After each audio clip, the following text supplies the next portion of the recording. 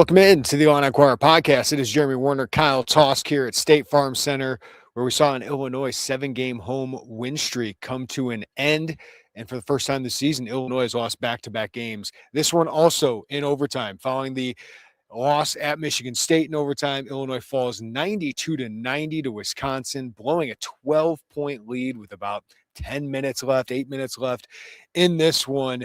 Illinois drops back-to-back games, now 20-5 in over the overall season, and then 11-3 in Big Ten play.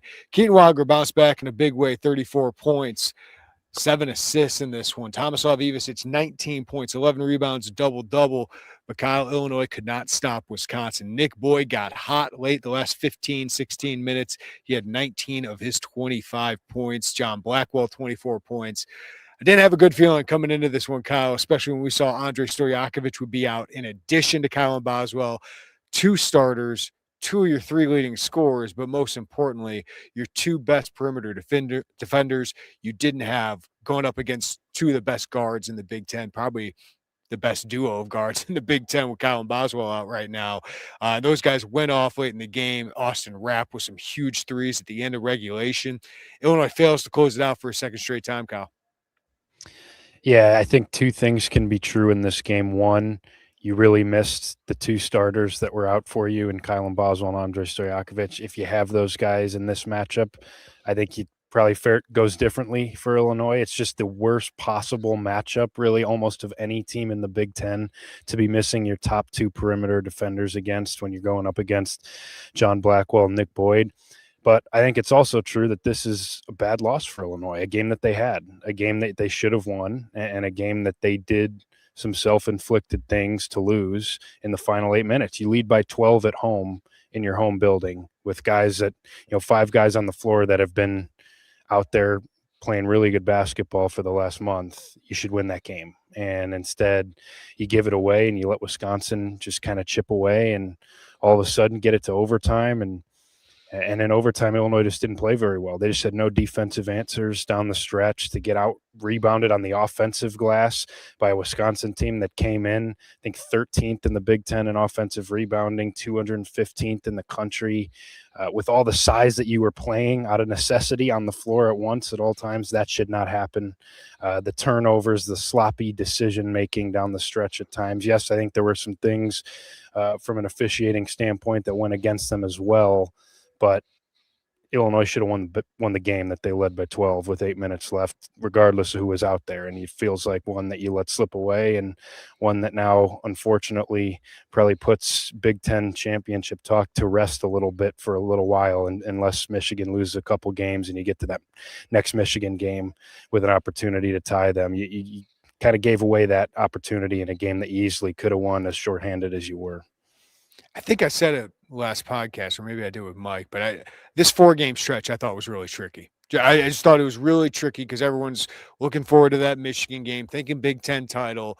But Wisconsin's been playing good ball, man. I thought it took some questionable calls from the referees at Indiana for them to lose that game, and that would have been a huge win for them. But they beat Michigan, and you knew they were going to be without Kyle and Boswell, and I didn't like this matchup. The Indiana game, if you don't have Boswell or Stojakovic, we'll talk about that here in a moment. Like, Lamar Wilkerson's playing as good as any player in the Big Ten right now, and those are just 2 tournament teams. And I know you're home, but this team actually has felt like it's played better on the road for most of the season so far. So I just didn't love this, and then Stojakovic being out, like, it is an excuse, man. 6 players. You played 6 players tonight, and you didn't have 2 of your best perimeter defenders, probably your 2 best. Waggler can battle, but you can't really waste his energy and waste fouls with Katon Waggler, given how important he is to the offense right now without Stojakovic and without Kyle and Boswell. So it sucks. Like, that's my biggest miss, is that it just sucks that you didn't have 2 of your best players against one of the better, maybe the best backcourt duo in the Big Ten. And you look down the minutes, man, this looked like a team that with 10 minutes left was gassed. And then they had to play 15 more minutes, Kyle. So Waggler, 44 minutes, 24 seconds. He was out for 36 seconds tonight. And when he was out, Kyle, they were I think they were turned it over.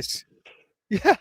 Their one offensive possession was a Mirkovic turnover. Yeah, and they gave up a 3 on the other end. Yeah, so they were -5 with him out. So it's just like you couldn't afford to keep him out, but he looked exhausted by the end of this game, and he really tried to will Illinois just to get to overtime here. Missed some free throws, and that played a factor. But Ben Humrickhouse played 43 minutes tonight.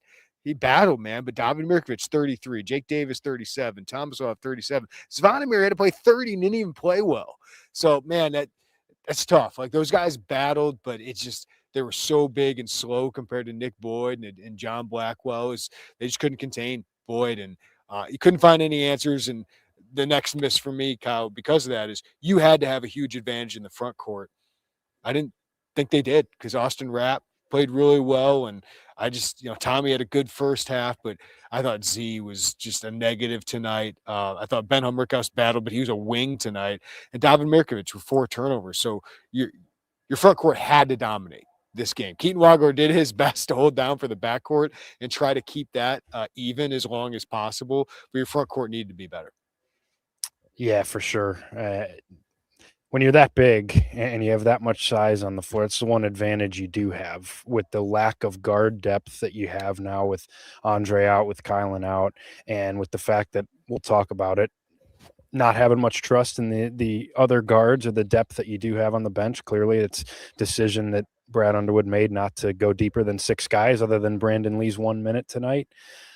But when you have, the 6 guys you have a ton of size, your whole front court is healthy. You're not missing anybody there. And this is a Wisconsin front court that, what did Nolan Winter have tonight from a scoring standpoint? I know he rebounded it well, but he 4 had 4 points on points. 2 of 8 shooting. Yeah. And he's the one guy, like that's a legitimately good all Big Ten caliber player there. But these other guys, Bieljauskas, Austin Rapp, really inconsistent for a lot of this year. Guys that haven't been all that physical, have been more of floor spacers that have been inconsistent.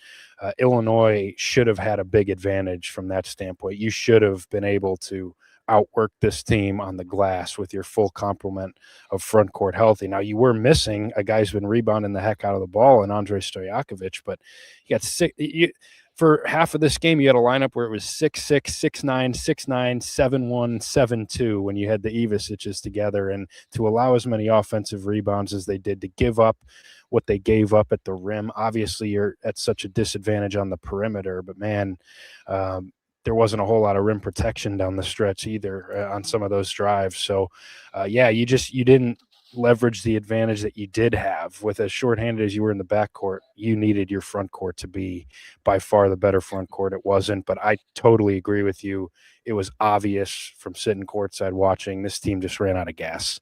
And you playing 6 guys, it's a huge factor in the game. Like it's call it an excuse if you want. It's a fact that missing your top 2 perimeter defenders, having to play 6 guys, 3 days after you just went to overtime in a high intensity, really physical road game at Michigan State. And I have to turn around and I get Wisconsin played Saturday too. That part of it is more of an excuse, but it's just tough. It was a tough situation for this team tonight. They did some things that certainly contributed to the loss, but man, you even just have one of those guys, Boswell or Stojakovic, out there. Just get it back to your normal 7-man rotation that you've been playing the last month, and I think Illinois probably wins this game.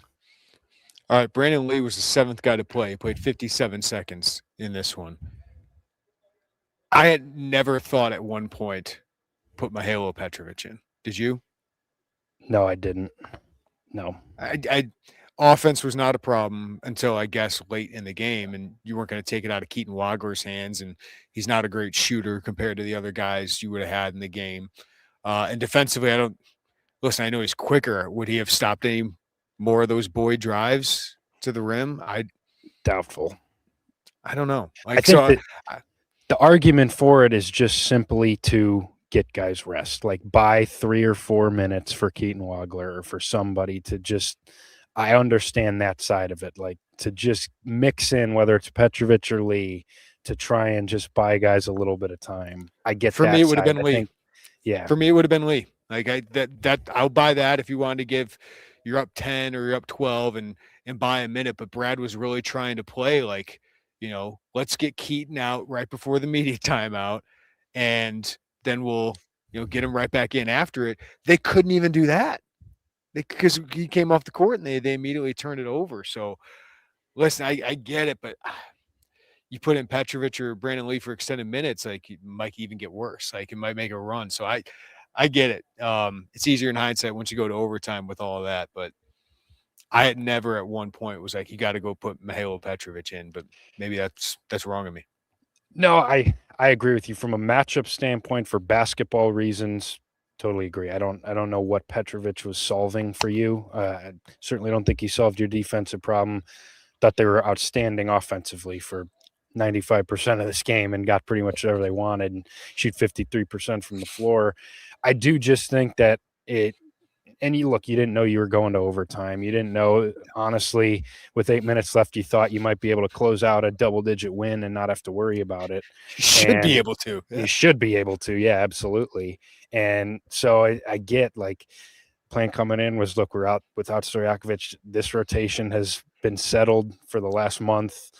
These are the guys that have been out there, that have played together, that have done it. We're going to ride with these guys and hopefully find a way to win. And then once you get down the stretch, like, then you're certainly not going to make the move because you want your best guys out there. You can't buy Keaton anytime when Wisconsin's cut it to 5 down the stretch. So I see the side of it for sure of, like, look, just mix in whether it be one of those guys or the other or both of them, just to try and limit the minutes of some of your regular guys, not have to play Keaton 44 minutes, just try to keep guys a little bit fresher.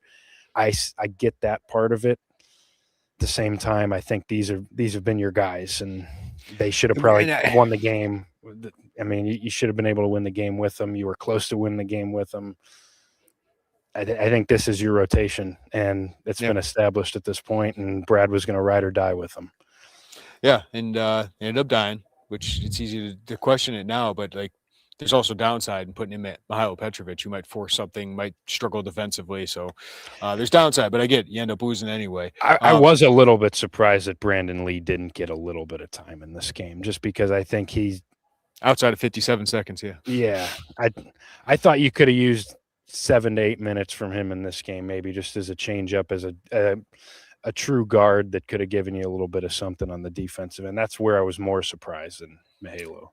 I was surprised that wasn't like 4 or 5 minutes and cut it instead of just 1. Like, how valuable that would have been. How good would he be on the court? Like, he's not really giving you anything offensively, and this was a shootout. But at least it would have given somebody a blow. Like, that's the guy I can buy. Should have played a couple more minutes. But man, the turnovers tonight. You had 23 points for Wisconsin on 13 Illinois turnovers, and Katon Waggler had 5 of them. David Mirkovic had 4 of them. Like, kind of was waiting for a Mirkovic game like this, to be honest with you, but Wisconsin got into him, stole his ball a couple of times, but Keaton had some careless turnovers in this one as well, and Wisconsin made the most of it. Like, I was talking to you at the end of the first half. Illinois is only up 6, and they're shooting 60% from the field, and Wisconsin's shooting in the 30s. But they were winning the offensive rebounds to get these second chance points, and then they were scoring off of turnovers. They were winning the margins, usually where Illinois wins, Kyle, but this game they weren't able to do it. So while you have that rotation, the turnovers and the lack of offensive rebounding, maybe some of that's due to fatigue, but a lot of that was early and often throughout this game. It wasn't like all those things were just happening late, though. Some happened late. That offensive rebound, not getting the offensive rebound there late to it, had to put Carrington on the foul line, was really costly in overtime. Wisconsin took 16 more shots than Illinois did in this game. I mean, that's a staggering number for this Illinois team, which has pretty much dominated the shot volume and possession battle all season long. That's not been who this team is. You look down pretty much every game, and Illinois is winning those margins.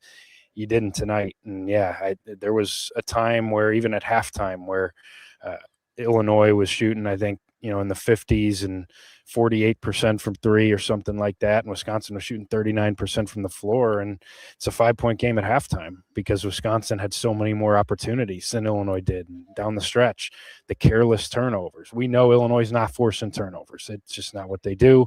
That's not changing at any point during this season. I think we've established that. But man, to turn it over 13 times, 8 turnovers in the second half and overtime, just some really careless ones that let Wisconsin get out and run, get easy opportunities to score when they had some lulls offensively. Like there were stretches in this game where Wisconsin was struggling to make shots, and that Illinois, I thought, had good defensive moments where their length really bothered Wisconsin. But then Illinois kind of ignited them by just giving the ball away and allowing them to get out. This is a good transition offense, and they got some transition points in this game, just like Michigan State did on Saturday. And the turnovers were pretty careless ones. Like Keaton had some rough moments from a turnover perspective. Now he was phenomenal in the game. It doesn't take away from the 34 and everything he had to do, but he had some really tough moments. David had some really careless turnovers, including the one when Keaton came off the floor. Point Mirkovic was so good on Saturday. Not the case tonight. He had a tough night from a decision-making standpoint. You just can't make those mistakes in a game like this, and one where you have full control. The one thing you can't do is allow Wisconsin to get back in it with your own doing. And I thought Illinois kind of did that late in the second half and kind of opened the door for Wisconsin with their carelessness and their inability to finish the game with some sloppy play. That kind of allowed Wisconsin the opportunity to close the gap and ultimately steal one from you. And some of this can be fatigue, but Thomas Lavivicic, when we asked him afterwards, I asked him what's the response got to be. He did mention, like, and I think Keaton said at one point, like, we got to want it more. They wanted it more tonight, and maybe some of that's fatigue, but getting beat by that Wisconsin team 34-32 in the paint. I know Boyd and Blackwell were a part of that. But also the rebounding battle only being 38-35 in Illinois' favor and giving up 14 offensive rebounds. I just thought Wisconsin was more physical at certain points tonight, and that can't happen. So that bothered me, and that should be bothersome. Like the response you want, whether you have Andre or Kylan, and I think you could have both, right, for the Indiana game. Indiana's going to come in here thinking they got a real chance to win. Like Illinois, they got a huge target on their back. There's a huge quad 1A opportunity for all these teams coming into Champaign for teams that are going to make the tournament. I think Indiana's probably going to make the tournament now, but like this would solidify that for them. So they better be ready for that. And teams are bringing physicality to them, Kyle. Like Katon Waggler, we know it. They're punishing him. Wisconsin's bench was standing up every time they had a hard foul on Katon Waggler, and he's handling it pretty well. But the rest of this team, like teams are trying to test their toughness and physicality right now.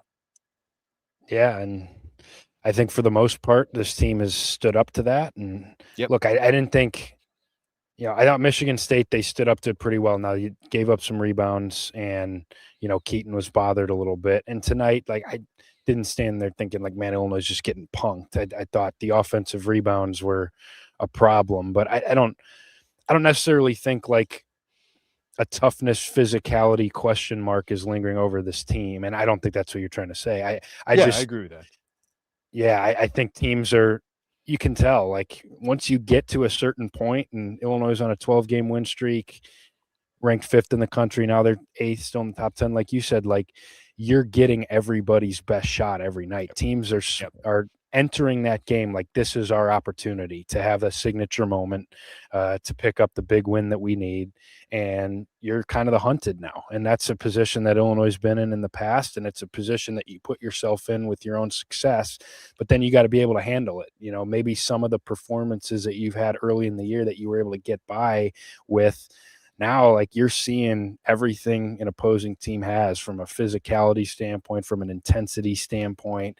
And I think that there is a concerted effort from opponents right now to say, we are going to beat Katon Waggler up. Because if there's one thing that we can look at him and say, this is something he might struggle with, it's physicality, which I think he's stood up to it pretty well for most of the season. But he is still small. He still does need to add strength. He still has physical development to go. If you're an opposing team, you're saying, if we beat him up for 42 minutes, maybe we can wear him out. Maybe we can frustrate him. That's been Michigan State and Wisconsin's MO. I think he's probably deserved more calls than he's gotten, particularly tonight. And he was phenomenal tonight, but that's a mindset that these teams are bringing into games with Illinois, and they're going to have to be able to respond to it a little bit better than they have the last 2 games for sure. All right, we're live on our YouTube. Hit that like button, subscribe, hit the notifications bell. we'll get to some of the super chats that we've got coming in, but I do want to bring up a topic people wanted me to talk about and us to talk about a little bit more last time. I thought the refereeing tonight was a way bigger problem than it was at Michigan State. And I know Totally Brad agree. Underwood had some problems, but I just don't know what they were seeing out there at certain points. The missed 10-second call was egregious. I know they overturned it on review, but they needed over to review a jump ball on Zvonimir Ivisic where he got blocked. And the Wisconsin guy never had possession of the ball or even close to it. And he The would out of have had a bounds dunk call, too. Sonimir yeah, would have had a dunk 2 if they points. let it go. So Yeah, there was a touch foul on Waggler early in this game. There was no call on the push from Beliauskas and Mirkovic. Somebody needed to be called for a foul there. I thought it was going to be a double foul, which is probably a good thing it wasn't because Mirkovic was more important. But Beliauskas just came down and pushed Mirkovic and hit his face. Like how is that not a foul? Like I didn't understand that. And Brad Underwood was all over Will Howard tonight. I just thought they never really controlled this game and just made some calls that just they weren't like watching the same game we were, Kyle, at certain points. So I thought it was worse tonight than it was in East Lansing, even though East Lansing, yes, there were some calls that were really questionable. But there were some costly ones tonight. I didn't think it was a good group tonight. definitely not. Yeah, I thought Illinois was hurt tonight by the officiating, which is frustrating to have happen in your home building. But I thought that's what happened. And look, I think I didn't totally notice it in real time until I figured out what Brad was arguing about. But the missed 10-second call, if you go back and watch it, it was 11 seconds for Wisconsin to get it over the floor. That would have given Illinois the ball with 24 seconds left tied with a chance at the last shot to win. Katon Waggler had 30 at the time, and you feel pretty good about him putting a shot up in that moment. I don't know how you miss that. Like, that's one of the easiest jobs you have is to count 10 seconds as the guy's bringing the ball up the floor. And that's a game changer. If Wisconsin makes a shot on that possession, we're talking about it even differently because at least Wisconsin missed. But to miss that one, I just don't know how that happens as a Big Ten officiating crew. And yeah, I thought, look, I think honestly, one of the biggest problems I had tonight, and I think there were some in Michigan State too, but to your point after Michigan State, I think Katon Waggler also got a couple favorable whistles at Michigan State. Tonight, I thought he deserved more calls than he got. And he still got 34, still got 6 free throw attempts. Some of his drives where he just still drew 9 fouls tonight. Hammered. Still drew 9. Yeah. And I still feel good saying I think he probably should have drawn 13 or 14. Like that's the one thing where teams are really playing him physically, and he's withstanding it. Like, he is driving into the teeth of these defenses, and he's not afraid. He's not shying away from contact. But there's some times where, man, they are letting a lot go on him. Maybe because he doesn't flop around and, is a guy who's actually standing up to it too well that he's not getting calls. That's honestly one of the bigger problems I had tonight. And then, yeah, some of the little other calls, like you said, I'd have to go back and look at them. But there was the out of bounds call. Played that replay on the Jumbotron, looked like that was Illinois' ball. Forget what that was, but it was a pretty important possession. It was bad. It was a bad tonight. I agree. It was worse than Saturday. Here's another thing, though. When you get the foul calls, got to make the free throws. Yeah, very true. I mean, Katon Waggler missed 2 free throws in the final 33 seconds. Brilliant game. We will get to Katon Waggler here in a moment. Could have finished the game right there. David Mirkovic comes out of overtime, 80+% free throw shooter. He's been phenomenal from the free throw line. Missed him, right? Like those things, you can't do it, especially when Illinois has been so good shooting free throws this year. So just big moments. I trust Waggler. I want him going up there every time, but man, missing 2 in the final 33 seconds could have closed the game right there. Like, it just huge misses. Yeah, it's the second loss now where you really ruined free throw shooting for as good of a free throw shooting team as this is. And Alabama was one where you left a lot at the line there tonight. I mean, Katon Waggler was amazing. If he just makes one of those 2 free throws that he missed in the last minute of regulation, Illinois wins the game. Like, you got to make those shots. You do. Those are really important, and that opened the door for Wisconsin to tie it. And yeah, it felt like it wasn't going to be Illinois' game when David stepped up in overtime and couldn't buy a free throw. And you knew that Illinois was going to struggle to stop them on the other end. You got to do those things. You got to do those little things to win. All right. Big hit, though. What a bounce back for Katon Waggler. He was phenomenal. I wanted to give Tomislav Ivic at one point, like when Illinois was up. I'm like, Kyle, I want to give it the start of the game to Tomislav Ivic because he was brilliant in the first half. I thought he was great in the second half on the glass. I thought he made some stops at the rim. I know Rapp hit a few threes there at the end of the game. I think one was against Tommy, one against Z.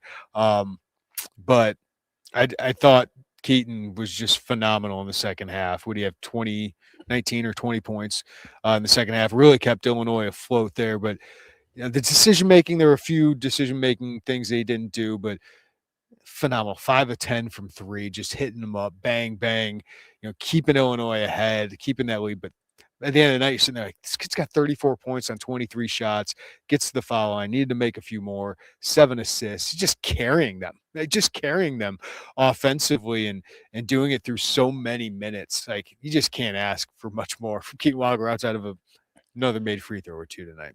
Yeah, I mean the load that's on his shoulders right now and tonight in particular. I mean, he's pretty much your only ball handler for 90% of this game. David handled it a little bit, but he wasn't having a good night as a decision maker, so he did not really factor in for the last 10 or 12 minutes. But Katon Waggler's been averaging 35, 37 minutes a game, sometimes 40, like he nearly did tonight, 44 in overtime. And it's just his ability to be able to still have something left in the tank. He was exhausted, but he still gave you a clutch three that could have won you the game if you had been able to get a couple more stops. His ability on broken offensive possessions to bail you out with his shot making. I mean, there was a couple threes that he hit late in the second half where Illinois had nothing offensively, and he made a shot and bailed them out when they needed it because Wisconsin was coming back and had tied the game at one point, and he makes a three to go up three. Just such a talented player who is for the beating that he's taken here lately, for the amount of minutes that he's taking, for the load that's on his shoulders from an offensive creation standpoint, and then to come off what is a really tough, frustrating, disappointing performance on Saturday that for a lot of young freshmen is going to linger with you. It just is. It's natural as a human being. They shoot 2 for 16 in a loss, miss a game-winning shot opportunity. A lot of guys that lingers from one game to the next. Nothing has seemed to linger for him, whether it's a turnover, whether it's a missed shot, whether it's a bad game, a bad half. He just keeps answering and responding to it. The maturity that he has is simply unbelievable. But the physical ability that he's showing here lately with the amount that's been on his shoulders to still perform at that level is unlike really anybody else is doing in the country right now. Tommy's first half was really good. Offensively, I thought he was brilliant in the first half. Didn't get as many touches in the second half. He missed a couple free throws as well, I believe, in the second half. But his rebounding was really good in the second half. I thought there were some good defensive moments there. I was really kind of listen. I know Rapp was hitting a couple threes at the end. I don't know why Tomislav Ivic shouldn't start in overtime and just get him going a little bit. But defensively, I know Z, they're looking to him a little bit more. I just didn't like Z's performance tonight. I just thought he was a little spacey defensively. And the 3 goaltends were really impactful. Like those were, some of them might have been misses if he wouldn't have goaltended. So I just thought Tommy step in the right direction. You needed somebody to step up offensively without Andre, without Kylan. And Tommy did that, especially in the first half. Yeah, he was sensational in the first half. I thought that was one of the best halves he's played in an Illinois uniform. I mean, he just controlled the game, and he was dealing from a playmaking standpoint. He was making shots. He was really assertive offensively, and Illinois really found something with that two-man game with Keaton and Tommy with the and Tommy had a lot of open looks because Wisconsin was pretty much playing drop in the first half for most of it. And then Wisconsin kind of made the switch to a lot more switching in the second half, took away Tommy's threes, just wasn't as involved offensively. I thought you could have used a little bit more from him. And it wasn't necessarily anything he was doing. It was just the way Illinois' offense operated in the second half.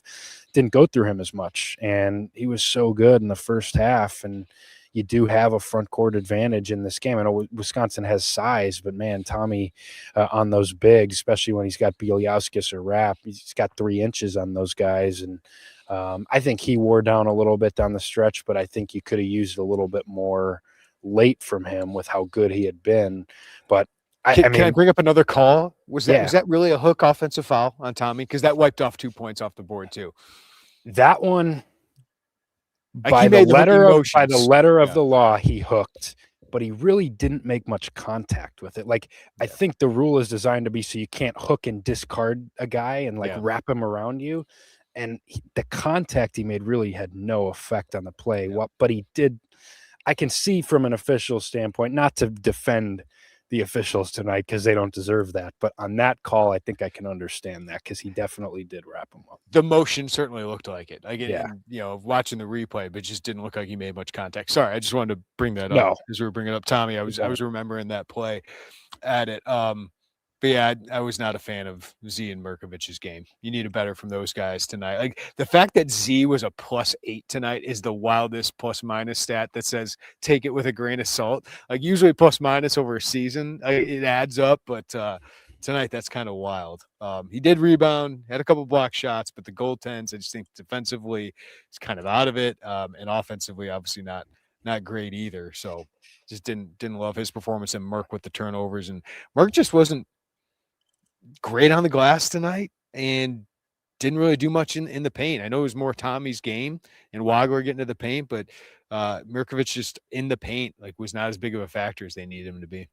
Yeah, and Mirkovic was really bad defensively. However, he was having to Tough. guard guards. Like he was Yeah. put in a bad spot. Now, he was getting toasted by those guys when he had those matchups. I thought he did not have a good defensive game, but I think he was in a really tough matchup with what he was being asked to do. But Z, I just think Z has a tendency, for as good as he is defensively, as a rim protector, as a rim presence with his shot blocking ability, he's had some possessions defensively the last two games where he has kind of zoned out and hurt Illinois. Just missing an assignment, leaving a shooter, just kind of being in no man's land, not quite getting there in time, in help. Like there's been some defensive mistakes under the hood that I think Svanemir has made the last two games that you just kind of need better from a focus standpoint sometimes Yep. from him. That's nothing to take away from how amazing he is rim protector, because he could have had 5 blocks tonight. Because I think 2 of the 3 goaltends, yes, they were goaltends. I think 2 of the 3 of them were really close. I don't really mind those. One of them was a boneheaded play. I think it was overtime where it was a foul and he still, it was off the backboard. That's the type of stuff you can't do. Because that one wasn't going in either. Right. That shot wasn't going in. It was pretty much already off. There was no need to touch it. But no, I think the other thing with Z too is his hands have kind of hurt Illinois here recently. He missed a couple lob catches in Michigan State tonight. I thought Waggler had a great pass to him that he just didn't catch down the stretch. There's just some little things that Z's doing right now that I don't think are at his best, even though he's still impacting the game. Yeah, the rim protection, the energy is good, and when the shots go in, it's a lot of fun. It's just there's been some moments, especially defensively, with the last 2 losses. I just think he needs to be locked in a little bit more. I thought Ben Humrickhouse was pretty good tonight too. I totally agree. 10 points, 7 rebounds. I thought his defensive, it was, he gets the assignment, right? On Nick Boyd right away. And I thought he was brilliant on Nick Boyd for the first 30 minutes. One of the Big Ten's leading scorers wasn't impactful. And then the last 15, Boyd goes off and really leads Wisconsin's comeback there. But I thought Ben's effort tonight was really good. 10 and 7 and pretty good defense for the first 30 minutes. Yeah, Ben Humrickhouse playing his ass off every night. It's that simple. He's one guy every night is bringing it right now from an energy standpoint, effort. He's been a lot better on the glass. I thought he was one guy who really did rebound for you tonight. And that's a really tough position to put him in, but he's also earned that. Like Brad said, even before you had Andre out, he said yesterday in his media availability, we probably should have put Ben on Fears in the second half of Michigan State. That was a mistake that we made, is not putting Ben Humrickhouse. Can you imagine him saying that last year? Insane. Now Ben Humrickhouse deserves so much credit for completely. I've never witnessed a turnaround defensively from a guy where the first year he's in a program being pretty much a defensive liability to a guy that the next year is maybe one of your most impactful defenders, and a guy who's handling these assignments. Now, Would Benham Rickhouse have slowed down Jeremy Fears? I don't know about that. Yeah. Did he get beat sometimes by those guards, especially in the second half in this game? Yes, he did. It's just a tough matchup. I think he's battling his butt off. I thought he did do some really good things defensively in the first half. And he's making shots now. He's shooting it a lot more confident now. He's providing value offensively. Made a huge three that was at an overtime where he hit kind of a off balance three that kind of gave Illinois that last breath there in overtime. Tough shot. He's playing really well for Illinois right now. He's been super valuable, and he's just giving you everything he has. All right, let's get to some of our super chats. We got Ray Finkel in the chat today, which is funny because I was listening to the Rewatchables podcast of Ace Ventura with Bill Simmons and all that today. So Ray Finkel, $9.99 super chat. Understandable to see a six-man rotation and mostly bigs struggle to chase guards and still rebound on limited rest. What's not acceptable is the effort from the Crush. So disappointing. Listen, we've talked about the crowd. I thought the crowd got into it tonight. But we've seen some really good crowds here recently, Kyle. You were at Mackey. I was at Pinnacle Bank. We're both at Breslin. The crowds are really into it. And, this has got to be a place that intimidates. And Wisconsin wasn't intimidated the last 15 minutes. Credit to them for that. But I don't know. You got any thoughts on the crowd tonight? No, I'm seeing a lot of that on Twitter and in the comments. I think it's fair, especially when you lose a home game like this. And I will say, I hadn't been to a lot of really hardly any opposing arenas until this year. I've just been here. And so it's hard to get a gauge. I've felt like for the most part, there's been pretty good atmospheres here at State Farm Center. I do agree with people that there's certain games where it hasn't been as good. But then what I will say is went to Mackey, went to Breslin, just a different level than this building. It's that simple. Like the noise level, the energy level consistently throughout the game, and the intimidation factor to me, not comparable to State Farm Center. And those are the two of the toughest places to play in the country, but they are better environments in Illinois. And I never really got a gauge for that until I was able to see those, but it is absolutely a fact. I do think part of Breslin is that the student section's around the entire court. Right, it's just the logistics of it. They're around the court, but they were loud throughout that, and they had reasons to be loud throughout that. But Mackey's just different. Like the sound level is just different because I think there's more students in there. They seem to be in sync the entire time. And I don't think it's just on the Orange Crush. I think it's everybody in this crowd just being revved up and not sitting, right? Like Pinnacle Bank, I had to peek around people that were in front of me. And these weren't students, but they were up on their feet for most of the first half. And I had to peek around them to be able to see the game and cheering loudly. I think Illinois is probably 5 or 6 when it comes to atmosphere in the Big Ten, which is still good, but it's not top tier right now. I can tell you that much. Mackey's 1 for me. I think Breslin's 2, Pinnacle Bank, and Assembly Hall and Bloomington are probably 3 and 4. And then, Illinois is in that next group, maybe leading that next group, but it's not quite that top tier. Yeah, and look, Illinois lost some home games, winnable home games here in the last few years. Like that's another sign of it too. I mean, it's not everything, but when you want to be labeled one of the toughest places to play, Illinois has let some of these home games slip here in the last really 3 or 4 years, winnable home games that it just hasn't felt like teams have been super intimidated coming in here. I will say real quick. Can I say I don't think the Orange Crush lost the game tonight. No, that is not what I just want to make that clear. Yeah. I think the Orange Crush brings a lot of energy, but compared to these other arenas, and I just put the whole arena in there. I don't think it's the atmosphere of the top teams right now, even though it's really, really good. It's a really good one in college basketball, but there are better ones in the Big Ten. So the challenge would be to match that. Yeah, the last thing I'll say is I do agree with you. I think the layout and the logistics of it play a factor. It's a big role. Breslin is beautiful having those students around the entire court. Yeah. Like that could be big money seats, and they give it to students. And Purdue, it feels like they pack 6,000 students in there. So I think that's part of it. It's like you have to give up maybe some money to get the atmosphere a little bit. And I get it. It's all about money nowadays to pay for all these things. But, they pack the students into the certain areas or just pack more students, it feels like, into the arena. Yeah, the volume of students here on the floor at State Farm Center, It's not very high. Like, it's just there's very limited seating here, and it's this one side, and then it's behind one basket, and then you've obviously got an entire section on one side that, if you stick even just half of that with students, I think you exponentially could improve the. So I think, look, I don't want to spend 10. We should probably move on from student section talk for 10 minutes. There's plenty of them that bring plenty of energy. Yeah, like, no, I think a big part of it's a layout. Yeah, so I think there's many reasons for it, but I will say I've seen a lot of people criticize the Orange Crush, criticize the atmosphere. I think there are valid reasons for that, and I do think, especially having been to 2 other places here recently, I do think Illinois has some improvement from that standpoint that they could have. Joe is in Orland Park, I believe. Another year, another late season critical loss that ends a chance at a conference title. Different season, same story. Wondering when it will be a different outcome. Listen, you're 20-5. Okay, I want to snap us back to reality. The Big Ten's hard, and you went to Michigan State, a top 10 team, and lost in overtime despite shooting terribly.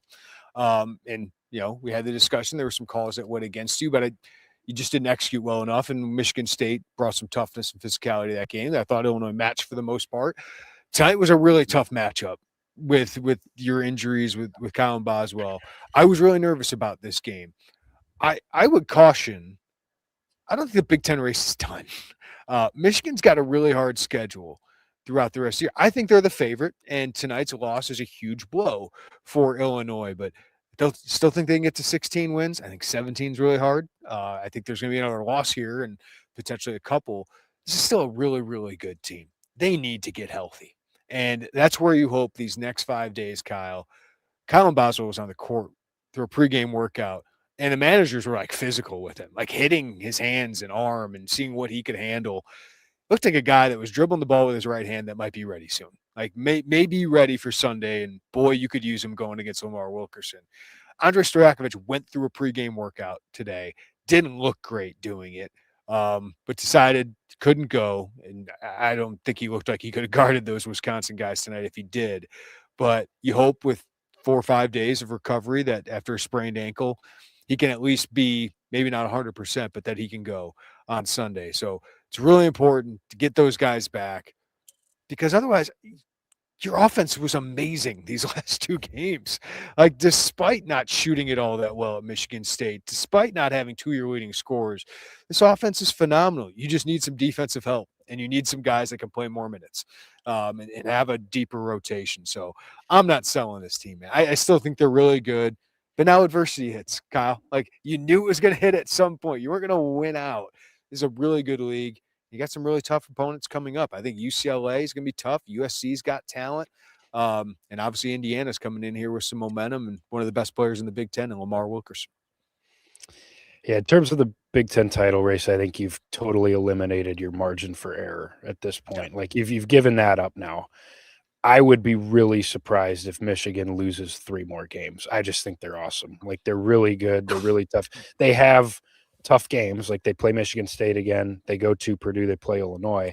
I don't think they're losing all 3 of those. So I think Illinois has to win out to win a share of the Big Ten title, which they could do. It's still in front of them. I think if they win out and they include in that Michigan game, I think they will win a share of the Big Ten title because I do think Michigan will lose 1 other game. I just would be surprised if it was 2. Your margin for error is gone now. Now you have to be perfect. And maybe that shouldn't be the sole focus. Like, yes, I think Illinois is capable of doing that, but I think right now the focus is get healthy and just get back to who you've been and try to stop this 2-game losing streak where it is. Don't let it spiral into something where we're having a conversation heading into March of, man, Illinois lost their luster a little bit here. Like, this isn't the same team that won 12 straight. You kind of unraveled a little bit and let that one loss turn into multiple losses. That's what you have to avoid now.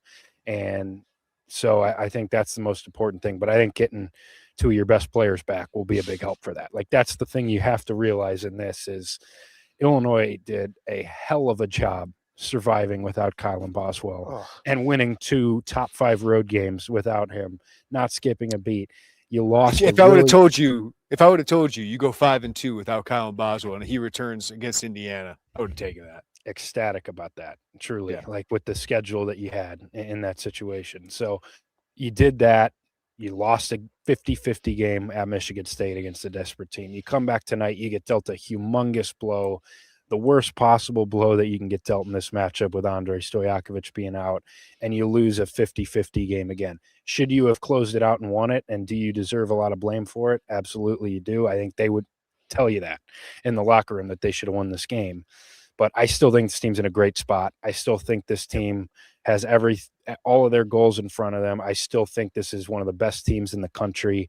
Certainly one of the top 2 teams in the Big Ten, in my opinion, and one that can be really dangerous when they're fully healthy, right?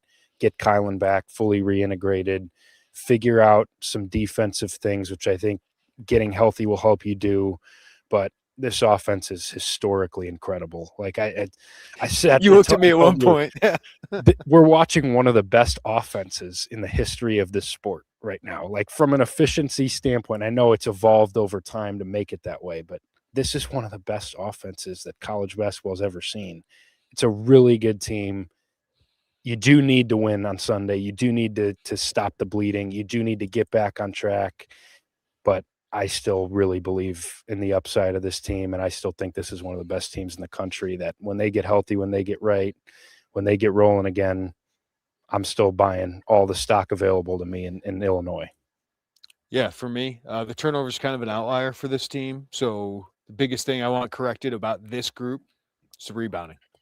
The offensive rebounds tonight is the biggest thing that bothers me, and I think it bothered Underwood the most too. So, listen, this offense was still fantastic tonight. You shot 54%, shot 15 to 33 from 3. It's the turnovers and offensive rebounds you didn't get, and then giving them the offensive rebounds and the points off turnovers. Like that rebounding needs to help, and then for me, it's simply getting Kylan Boswell and Andrei Stojakovic back. Without Kylan, you were number 57 in the country in defensive efficiency, and Northwestern helped that a lot. Like if he didn't have that Northwestern game, it'd be in the hundreds. So he's a huge impact. He's a huge impact. You're able to deal with it because your offense is historic, right? But you need some defensive bite. And even if you have to give up a little bit offensively, that's where this team right now is really, really flawed, is on the defensive end without Kylan Boswell. And tonight, obviously, without Stojakovic. You get those guys healthy, full go, prepared for March, because that's what it all comes down to at the end of the day, Kyle.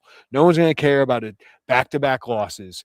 If you get those guys healthy, ramped up, and you head into March, and you're a more complete team, and you really have that momentum going. So that's what you want to see. And I agree with you, because got to stop the bleeding, because then it is bleeding if you lose 3 in a row. Yeah, especially if 2 of those are at home. Sunday does become really important, in my opinion, for this team. Like that's a game you have to win. You absolutely have to win it. But yeah, I think to your earlier point, like the one thing that this team needs to get back to that they've let slip a little bit in these last 2 games is some of the little things that they were doing so well.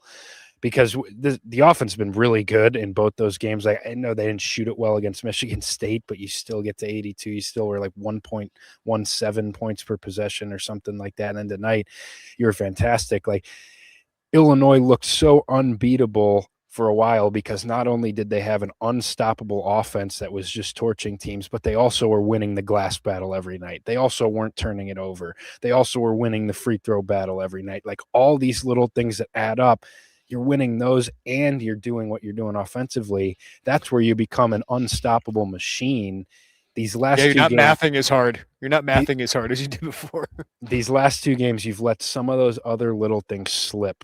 And that's where I think if there's one thing to come out of these games and say, okay, we need to look in a mirror and get better at this and make sure we get back to doing this. I think it's, the rebounding is the big thing, but also just a few of the little mistakes, uncharacteristic mistakes that they've made in the last couple games, whether it be the sloppy turnovers, the lane violations at Michigan State.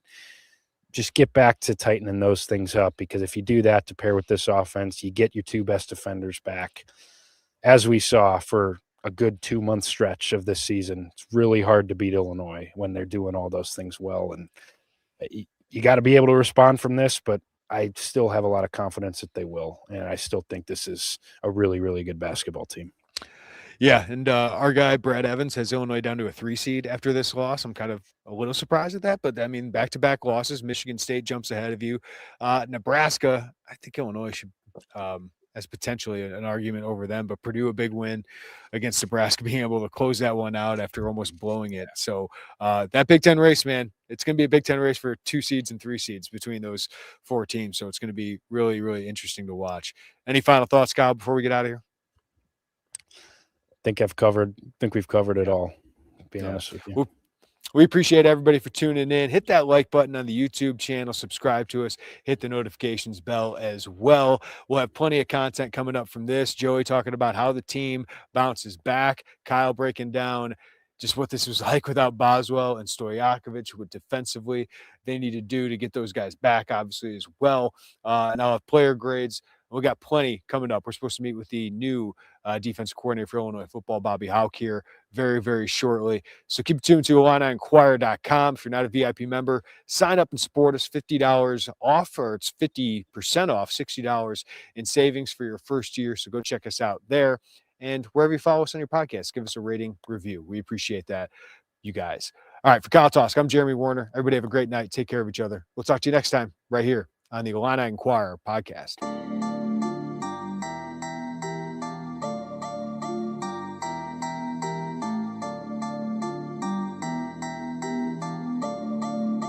Bye, everybody.